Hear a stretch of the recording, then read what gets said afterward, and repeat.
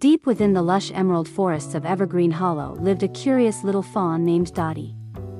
Her fur was a warm shade of caramel, dotted with tiny white specks that matched her big, inquisitive eyes. Dottie was known throughout the forest for her boundless curiosity and her knack for asking questions no one else thought of. Why do trees whisper when the wind blows? She once asked Mr. Owl. They're sharing secrets, Mr. Owl replied mysteriously, though Dottie wasn't sure she believed him. On a misty morning, as the sun's rays painted streaks of gold through the canopy, Dottie pranced out of her family's cozy grove. It was a day like no other, she could feel it in her hooves. The air smelled of adventure. As she wandered deeper into the forest, Dottie stumbled upon something peculiar, an old stone archway covered in moss. It stood alone in a clearing, surrounded by vibrant wildflowers. Beneath the archway lay an ancient path paved with cobblestones, each one glowing faintly as if holding a secret within. Dottie's heart raced. What is this place? She wondered aloud. Her thoughts were interrupted by a rustling in the bushes. Out stepped Theo, a fluffy gray squirrel with a bushy tail and a knack for finding trouble. Whatcha looking at, Dottie? Theo chirped, his voice full of mischief. This path, Dottie said, pointing a delicate hoof. It looks magical. Theo's eyes gleamed. Let's find out where it goes. Before Dottie could protest, Theo scampered down the path, his tail bouncing behind him. Dottie hesitated for only a moment before following. The cobblestone path twisted and turned, leading them deeper into a part of the forest neither had ever explored.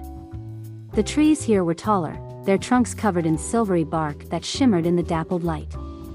Strange flowers with glowing petals lined the trail, their sweet scent filling the air. This is incredible, Dottie whispered, her voice tinged with awe, but as they continued, the path began to change. The cobblestones grew uneven, and the glowing flowers became fewer and farther between. The forest grew darker, and an eerie silence settled over them. Just as Dottie was about to suggest turning back, they heard a soft, melodic hum. It seemed to come from everywhere and nowhere all at once. What is that? Theo asked, his usual bravado replaced with unease. I don't know, Dottie admitted. But we should find out. The path led them to a clearing unlike any they had seen before. At its center stood a magnificent tree with golden leaves that glowed faintly, even in the dim light. Beneath the tree sat an elegant lynx with fur as white as snow and eyes that sparkled like the morning dew. Welcome, travelers, the lynx said, her voice smooth and musical. Dottie and Theo exchanged nervous glances. I am Lyra, the guardian of the Golden Glade, the lynx continued. Few find their way here, and fewer still are chosen to journey beyond. Journey beyond? Dottie asked, her curiosity outweighing her fear. Lyra nodded. Beyond this glade lies a realm forgotten by time, a place of wonder and peril. Only those with courage and a pure heart may enter. But beware, the path ahead will test you in ways you cannot yet imagine. Theo gulped. Maybe we should head back. But Dottie felt a spark ignite within her. I want to go, she said firmly. Lyra studied her for a long moment before nodding. Very well. Take this, she said, producing a small pendant shaped like a leaf, its surface etched with intricate patterns.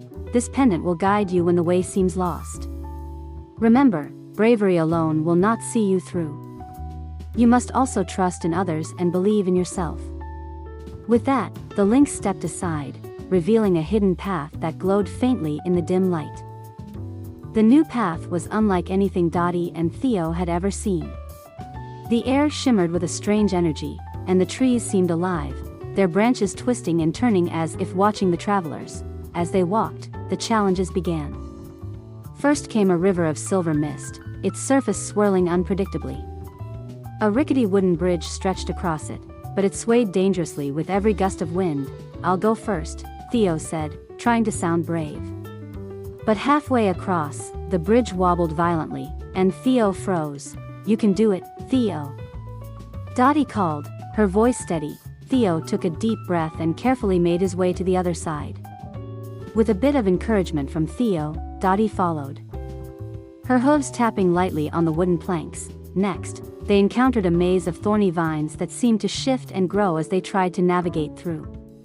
Dottie used her nimble legs to dart through the gaps, while Theo used his sharp claws to clear a path. "We make a good team," Theo said, grinning despite the scratches on his tail.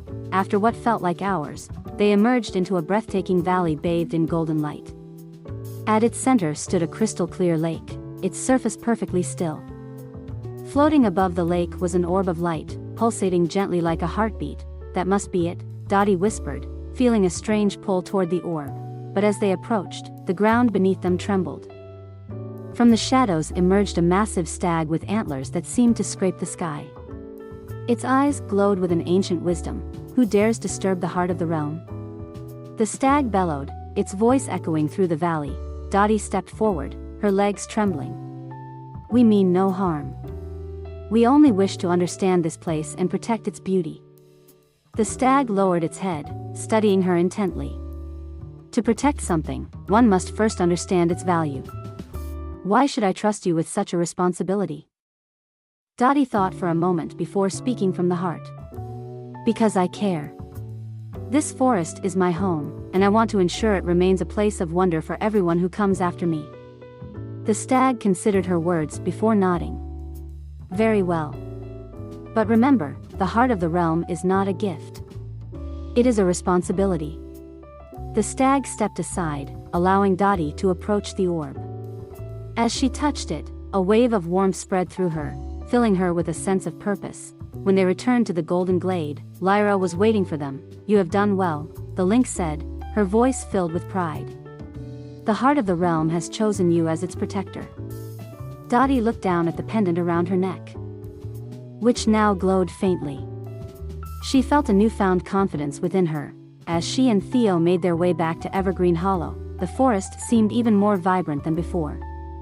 The trees whispered their secrets, the streams sang their songs, and Dottie knew she had found her place in the world. From that day forward, Dottie became a guardian in her own right, ensuring that the wonders of the forest were preserved for generations to come.